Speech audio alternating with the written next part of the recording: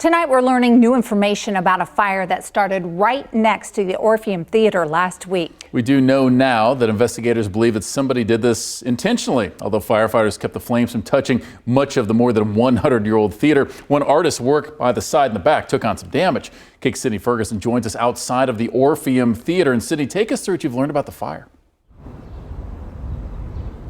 Chris, Deb, you can see the opening act mural here behind me, and while the image is still clear, much of it is bent out of shape and even coming off of the wall. Now, we know police have arrested a suspect in connection with the fire, but the artist says despite the damage, he's taking it in stride.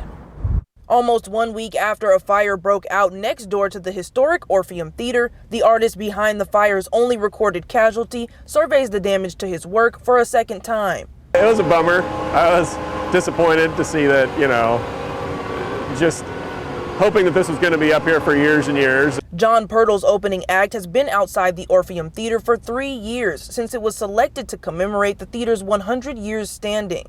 The digital painting incorporates live music, performances, and movies with the Orpheum at the center. It's just kind of a treat to get to go inside and just kind of appreciate the actual building. So, I was just trying to kind of incorporate that kind of feeling into the actual piece. The fire started Thursday in a pile of building supplies right beside the theater. The flames warped Pirtle's nameplate and opening act mural, but he says he's glad the image is at least clear. It is what it is. Stuff happens. To be honest, I'm kind of nitpicking some of the artistic choices that I made.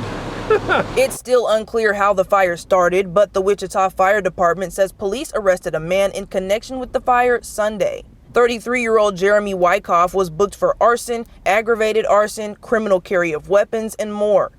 Pirtle says he's disappointed, but he's able to laugh it off. Hopefully they'll do something, because it's a great space to have a mural of public art like that.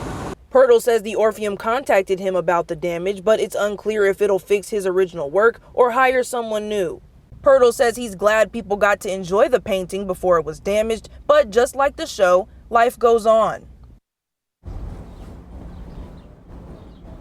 Now, we reached out to the Orpheum for comment, but we haven't heard back. Updates will be available on KAKE.com as we learn more about that suspect. In Wichita, Sydney Ferguson, KAKE News on your side.